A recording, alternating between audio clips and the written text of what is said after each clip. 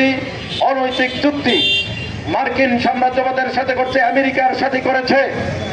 আমরা তার তীব্র বিরোধিতা করছি। আমরা জানাতে চাই, এই সরকারের কাছে উদাত্ত আহ্বান জানাতে চাই, অতি দ্রুত এই অসম গোলামী চুক্তি বাতিল করতে হবে।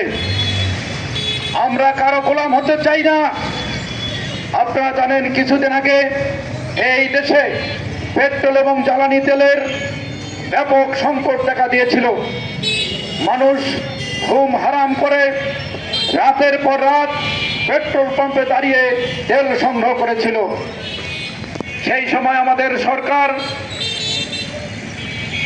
রাশিয়া থেকে তেল কেনার জন্য একটি আবেদন করেছিল। রাশিয়ার কাছে তেল কিনতে চেয়েছিল, কিন্তু তার আগে এই তেল কেনার জন্য অনুমতির জন্য আবেদন করতে হয়েছে আমেরিকার কাছে। সংগ্রামী ভাইরা আমার, এটি কেসের নীল নকশা। আমরা স্বাধীন দেশের মানুষ, স্বাধীনভাবে চলাফেরা করব, আমরা স্বাধীনভাবেই সবকিছু করব।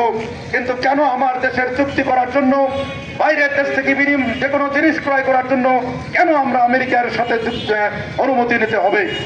এই ইউনূস সাহেব অন্তর্বর্তী সরকারের যারা উপদেষ্টা ছিলেন, বিশেষ করে বিদেশ মন্ত্রী, বর্তমান যে উপদেষ্টা রয়েছে পররাষ্ট্র মন্ত্রণালয়ের দায়িত্বে, এদের সহযোগিতায় এই অসম বাণিজ্য চুক্তি হয়েছে। আপনারা জানেন, 12ই ফেব্রুয়ারি নির্বাচন হয়েছে। নির্বাচনের একদিন আগে এই চুক্তিতে তারা একটি হোটেলে বসে স্বাক্ষর করেছিল। সংগ্রামী ভাইরা, আমরা আমাদের পার্টি, বাংলাদেশের কমিউনিস্ট পার্টি সারা বাংলাদেশে এই চুক্তি বাতিলের জন্য বিক্ষোভ সমাবেশ করে যাচ্ছে।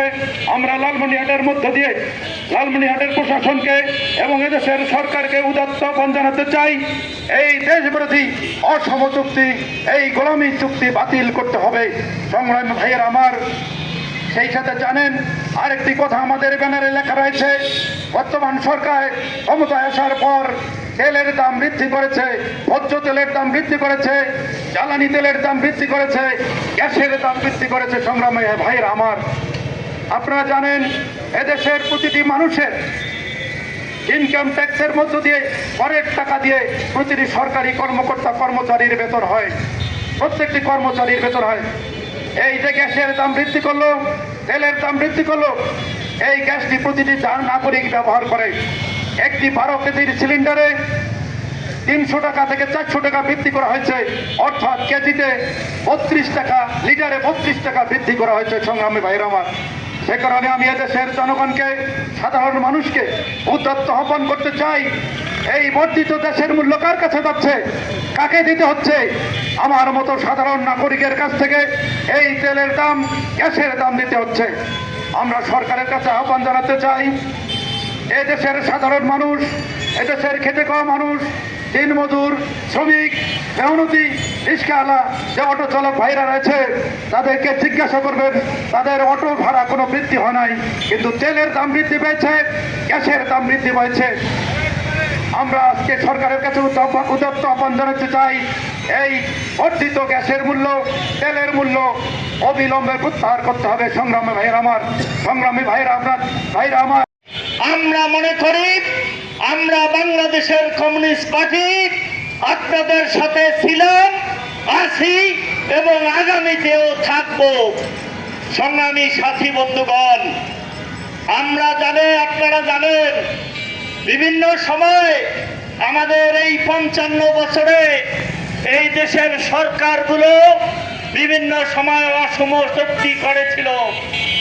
সেই সময় আমরা দেখেছি এই অসম চুক্তির বিরুদ্ধে শুধু ওই বাম প্রগতিশীল লোক সহ বাম লাইনের যারা বুদ্ধিজীবী ছিলেন তারা সেইটার প্রতিবাদ করেছিলেন।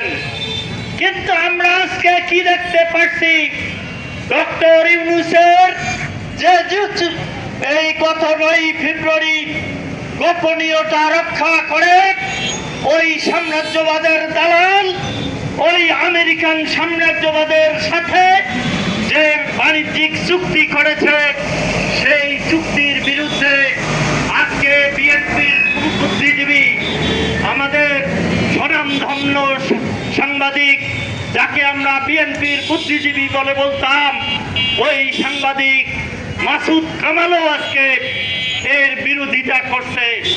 তিনি উল্লেখ করছে বিগত সময়ে আওয়ামী লীগ সরকার ভারতের সাথে নাকি অনেক গোলামি চুক্তি করেছে। আমরা সেদিনও বাংলাদেশের কমিউনিস্ট পার্টি মাঠে ছিলাম, আমরা প্রতিবাদ জানিয়েছিলাম। ওই মাসুদ কামাল উল্লেখ করেছেন ওই গোলামি চুক্তির চেয়েও এই চুক্তিটি নাকি সাংঘাতিক। আসলেই সাংঘাতিক। আপনারা জানেন যে আমাদের দেশ কৃষি নির্ভর দেশ।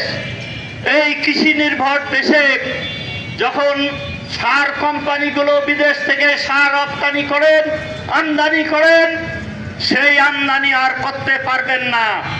আপনারা জানেন ভিয়েতনাম থেকে আমাদের দেশের সার কোম্পানিগুলো সার রপ্তানি আমদানি করেন, কিন্তু আজকে আর আমদানি করতে পারবেন না।